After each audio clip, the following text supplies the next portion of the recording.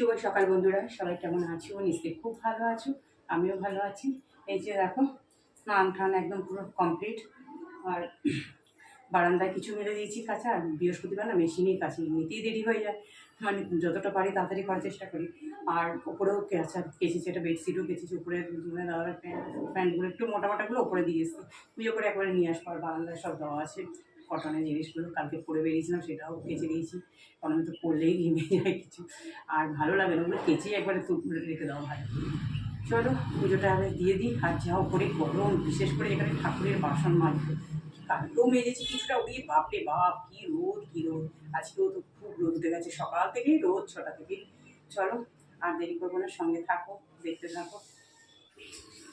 এই দেখো বারান্দায় দেওয়া আছে কিছু, এই শার্ট কটনের নাইটি, আর একটা নাইটি ওটা ছাদে দিতে হবে এখন, একবারে শুকিয়ে গেলে নিয়ে চলে আসবো পুজো দিয়ে। আর এই যেখানে দুটো আচারের শিশি ওঠে, চলো চলে যাই। দেখো সূর্য মামার তেজ দেখো, ওরে বাবারে মাথার ওপর সূর্য।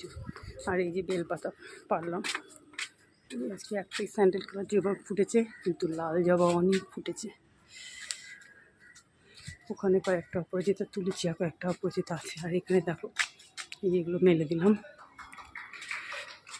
এই যে বেডশিটটা পেঁচেছি, এখানে বারমোটা প্যান্টগুলো প্যান্ট এখানে দিয়ে দিয়েছি। দেখো সূর্যের তেজ দেখো শুধু বন্ধুরা। আর এখানে জবা ফুল সব শুকনো ফেলে দিলাম, এখন আবার নতুন করি হচ্ছে। আর আজকে এটা দোপাট্টি ফুল তুলব, খুব আলতো করে তুলতে হয়, এই গাছটা অনেক হয়েছে।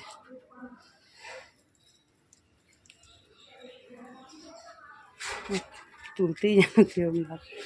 দেখি এখানে এই দেখো ছোট্ট গাছ, এই দেখো এগুলো দানা থেকেই হয়েছে। আর এখানে গাঁদা ফুল হয়েছে দেখো, ওই আর শীতকালে লাগানো দানা থেকেই হয়েছে। এখানে এখানে হয়েছে নয়নতারা ফুলটা একদম, এগুলো দেখো শুকিয়ে যাচ্ছে। একটা তুলি,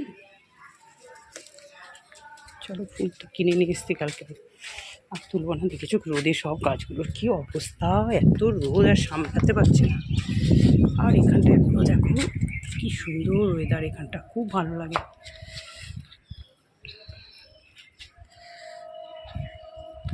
বন্ধুরা আমার পুজো দেওয়া হয়ে গেল। আর আজকে দেখো সবাইকে 3টে করে জবা দিয়েছি। আজকে অনেক জবা ফুটেছে, কালকে এর থেকে অনেক কম ফুটবে, তারপর আর ফোটা আবার বন্ধ হয়ে যাবে, 2-1 এরম করেই মনে হবে। কারণ গাছে কুড়ি রেখে বই আছে এই অপরাজিতার মতো। এখন আর আজকে একটা মাত্র ব্লু কালার অপরাজিতা ফুটেছে, আর এগুলো লাইট ভায়োলেট ফুটেছে। এই যে বাজার থেকে ফুল নিচ্ছে, আবার কয়েকটা রেখে দিলাম এখানে, অনেক ফুল হয়ে গেছে। মানে আমাদের গাছে আজকে যা জবা মানে ফুল পেয়েছি, কিন্তু বাজার থেকে যে আমসরা আর একটু বৃহস্পতিবার একটু রকমারি ফুল দিয়ে পুজো করতে ভালো লাগে। আমসরা, কলা, তারপরে তোমার ঘটের এই পান ঠানগুলো নিয়ে আসতে হয়। দেখো কেমন সাজানো হয়েছে বলবে।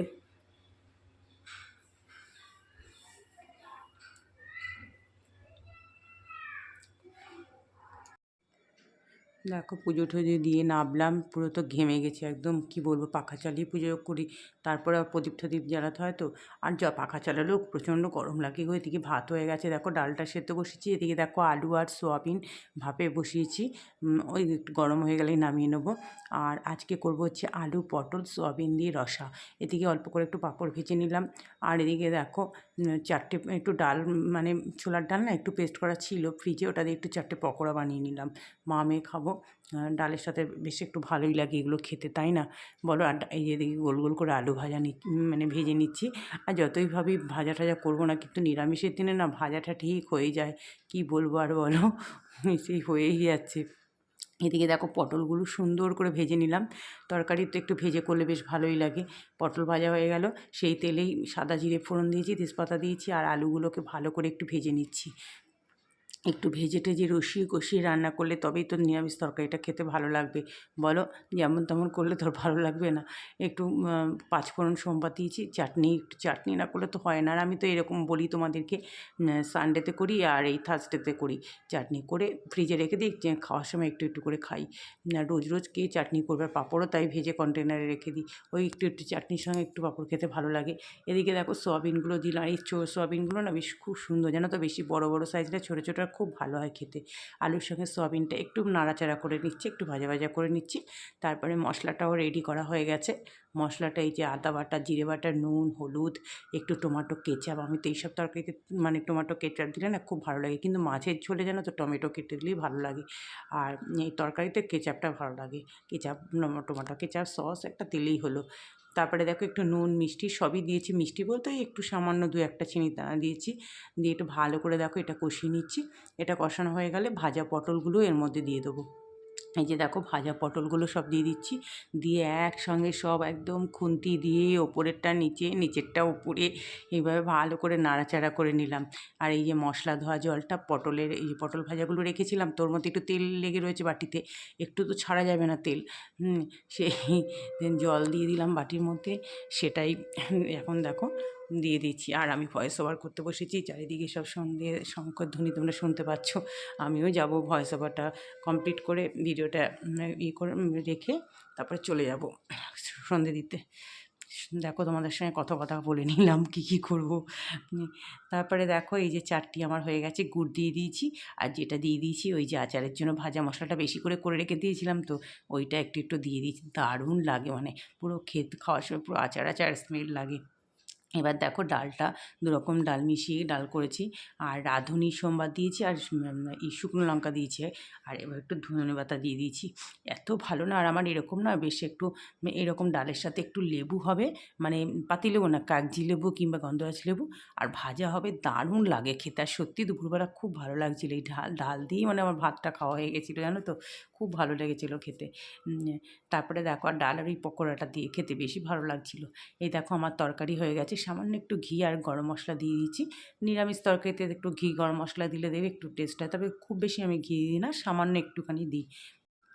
এই দেখো ফাইনাল লুক, আলু পটল সয়াবিনের রসা কেমন হয়েছে বলো, খেতে কিন্তু খুব ভালো হয়েছে। সমস্ত রান্না হয়ে গেছে, সব ঢাকা দিয়ে গ্যাস ট্যাস সব মোচা হয়ে গেছে। আর এদিকে বাসন টাসন সব ধুয়ে দেওয়া হয়েছে। এখানে